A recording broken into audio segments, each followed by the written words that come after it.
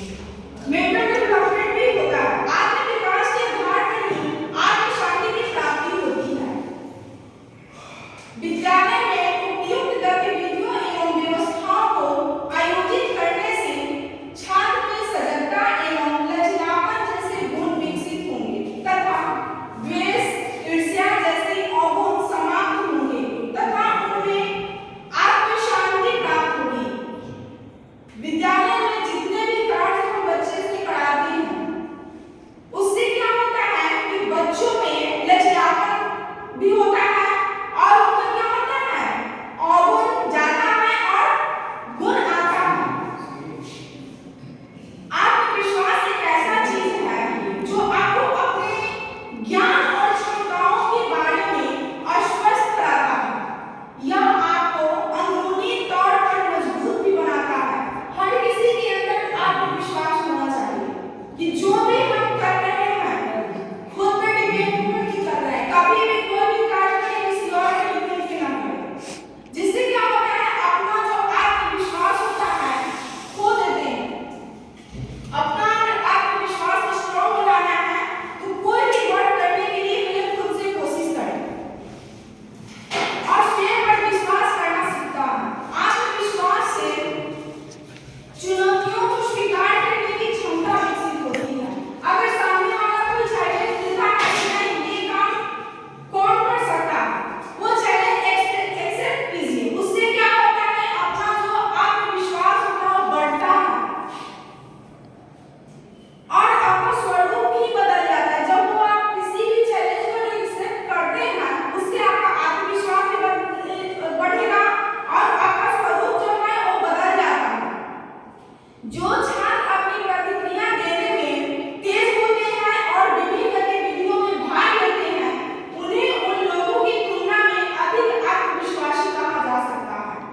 कुछ बच्चे ऐसे हैं जो कोई कंपटीशन होता है, कुछ बच्चे जो देख कर ही दूर भाग जाते हैं कि नहीं शायद ये मुझसे नहीं होगा।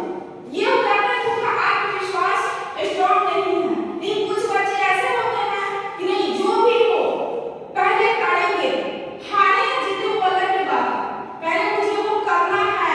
आखिर वो होगा कैसे नहीं, वो अपने अंदर से मजबूत होते हैं, अपने आत्मविश्वास को मजबूत बनाए रखते हैं कि नहीं मुझे ये काम करना ही है। उसे क्या होता है कि आत्मविश्वासी कहा जा सकता है वैसे बच्चे। और जो बच्चे पहले ही भाग जाते हैं मैदान छोड़ के कि नहीं ये काम मुझसे नहीं होगा, उनका आत्मविश्वास टूट जाता है।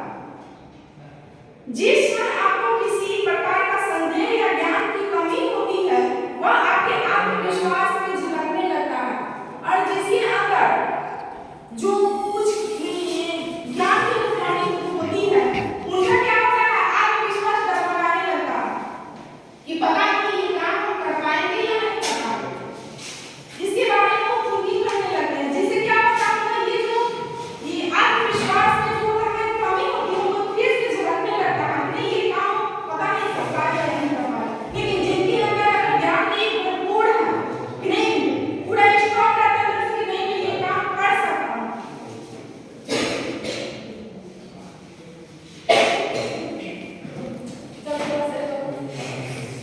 Yes sir. आत्मविश्वास को एक भावना के रूप में भी परिभाषित किया गया है। आत्मविश्वास की कमी वास्तव में आपको नीचे की ओर धकेल सकती है। एक आत्मविश्वास व्यक्ति हमेशा खुद पर विश्वास करता है और किसी भी चुनौती को स्वीकार करने के लिए हमेशा तत्पर रहता है। जो यहाँ आत्मविश्वास वाले जो व्यक्ति होते हैं जिनका आत्मविश्वास स्ट्रॉन्ग होता है वो कोई भी चैलेंज को स्वीकार करने के लिए हमेशा तत्पर रहते हैं कि नहीं ये काम मैं कर सकता हूँ। और वहीं पे जिनका आत्मविश्वास वीक होता है वो क्या करता है उनको और भी नीचे की ओर इंसान जा सकता है, वो आगे नहीं बढ़ सकता जिनका आत्मविश्वास कमजोर है। किसी भी चुनौती को स्वीकार करने के लिए हमेशा ही तत्पर रहते हैं जिनका आत्मविश्वास स्ट्रॉन्ग रहता है। शिक्षक बड़ी ही आसानी से कम आत्मविश्वास वाले छात्रों का पता लगा सकते हैं। शिक्षक जो है सभी बच्चे को पढ़ाते हैं लेकिन उनमें उनको पता चल जाता है कि किस बच्चे का आत्मविश्वास अच्छा है और किस बच्चे का आत्मविश्वास कमजोर है, क्योंकि वो फेस पे झलक जाता है। जो बच्चा अगर एक्टिव रहते हैं वो उनसे अगर कोई क्वेश्चन नहीं लिखवाइए या पूछिए वो हमेशा तत्पर रहते हैं और आगे रहते हैं, वो झट से खड़े होकर कोई आंसर दे देते हैं। लेकिन वहीं पे जिनका ज्ञान कम है, आत्मविश्वास कमजोर है, वो क्या होता है वो झिझकते हैं कि पता नहीं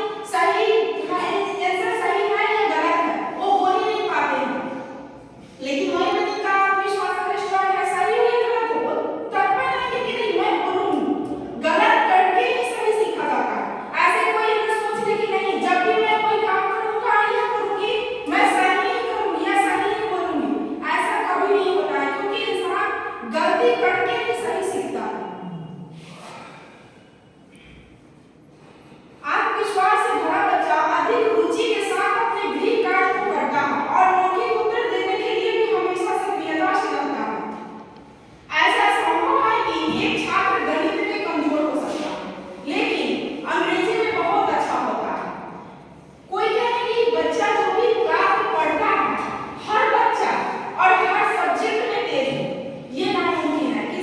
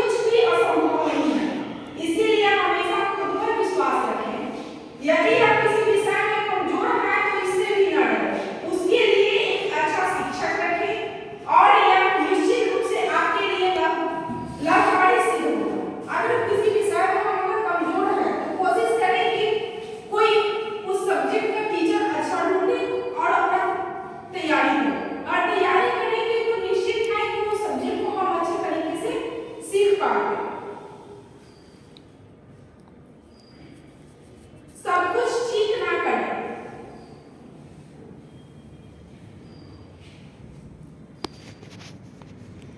इंसान के अंदर बहुत ऐसी चीजें होती हैं, सामने वाला कहता है कि नहीं आपके अंदर ये चीज की कमी है। बहुत ऐसे लोग हैं, गांव में भी होते हैं, अपने घर के आसपास भी लोग होते हैं, अपने घर में भी कुछ लोग ऐसे होते हैं जो एक दूसरे पे ब्लेम करते हैं, नहीं आपके अंदर ये कमी है। उस कमी को ना देखें कभी भी ना, और उसके सामने प्रूव भी ना करें कि नहीं मेरे अंदर ये कमी नहीं है, मेरे अंदर ये सही है, मैं यहाँ सही हूँ। कभी भी प्रूव ना करें। वो प्रूव करने से क्या होता है, अपनी जो कमजोरी होती है अंदर की वो बाहर आ जाती है। वो सामने वाला समझता क्या है कि नहीं ये तो प्रूव करने के लिए बेचैन है, इसके अंदर कुछ भी नहीं है।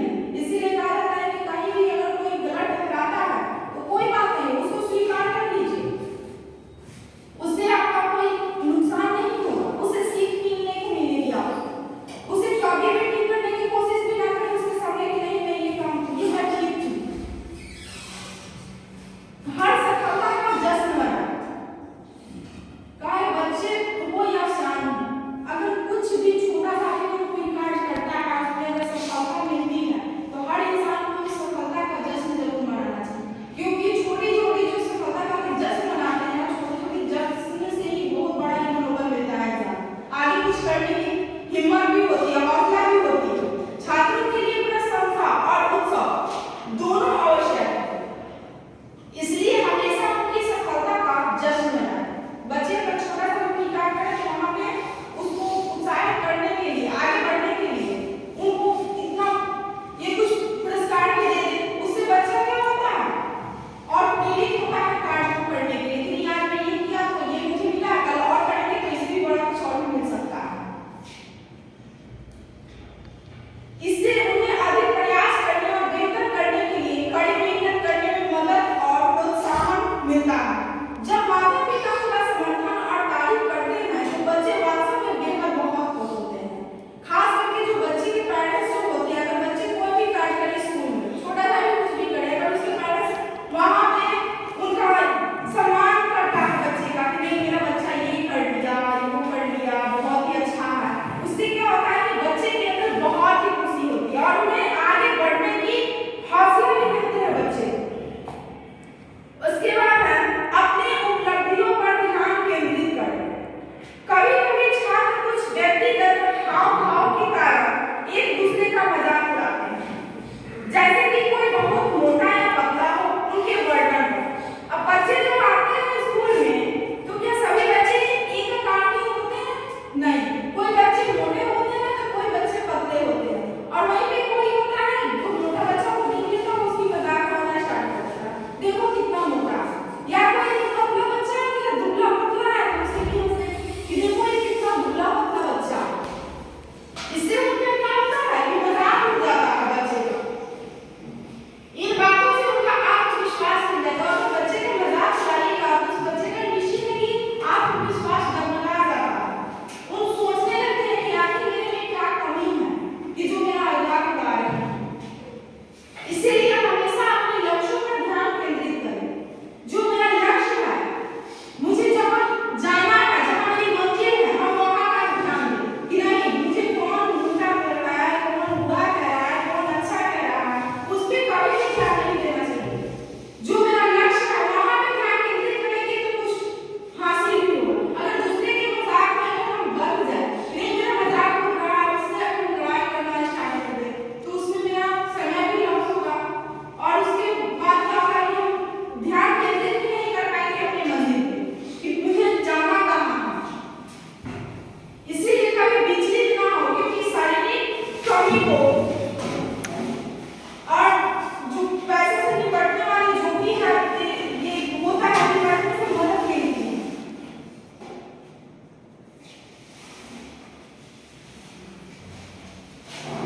उसके बाद है सामाजिक होने की कोशिश करें।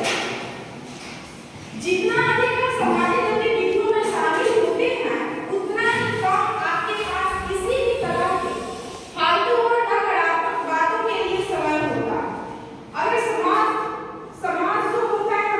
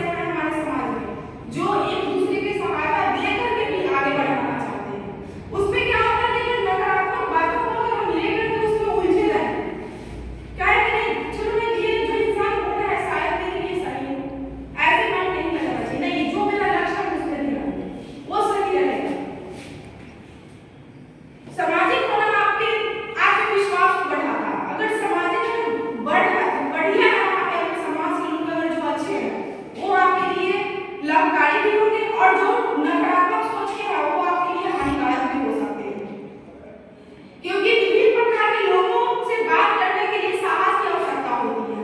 अगर हमें अलग अलग तरह के लोगों से अगर बात करना पड़े तो उसके लिए हमें साहस की जरूरत पड़ती है। पता ना कब कैसे इंसान से मुलाकात हो जाए, वो किस तरीके का इंसान है, किस नेचर का है, कैसे वो मेरे से बात करेगा।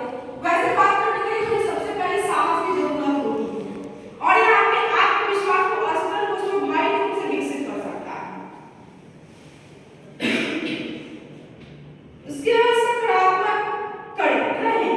जब भी हम रहें हमेशा पॉजिटिव ही रहें, हमेशा सकारात्मक दृष्टिकोण प्राप्त करने का प्रयास करें, क्योंकि अच्छे और सकारात्मक विचार सकारात्मक चीजों को आकर्षित करते हैं। यह एक तथ्य है कि यदि हम एक नकारात्मक विचार विकसित करते हैं तो हमारा मस्तिष्क 10 और नकारात्मक बातों को भूलने लगता है।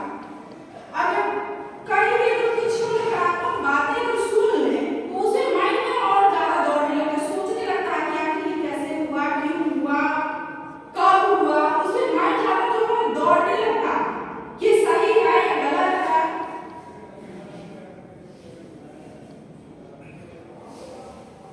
और आपके दृष्टिकोण बदल देगा और आपके आत्मविश्वास का स्तर जो है और विकसित भी करेगा।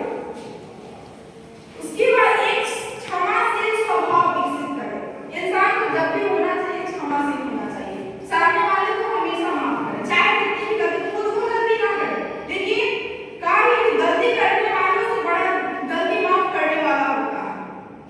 हमेशा इंसान को क्षमाशील होना चाहिए, तो सामने वाला जो भी गलती करे उसे आसानीपूर्वक माफ कर दें। जब आपके पास क्षमाशील स्वभाव होता है तो आप आसानी से किसी को भी माफ कर सकते हैं और यह हमेशा आपको विनम्र बनाएगा।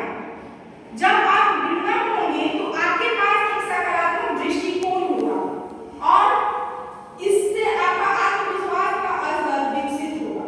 उससे क्या होता है कि हम किसी को क्षमा कर दें, कभी आप लोग फील भी किए होंगे गलती अगर करें उसका भी फील और किसी को माफ किए होंगे उसका भी फील, दोनों में बहुत ही डिफरेंस होगा। अगर किसी को माफ कर दे उसके बाद अपने आप को अनुभव करके देखिएगा कितना अच्छा लगता है, बहुत ही अच्छा फील होता है। चलो हम किसी को माफ कर देते हैं।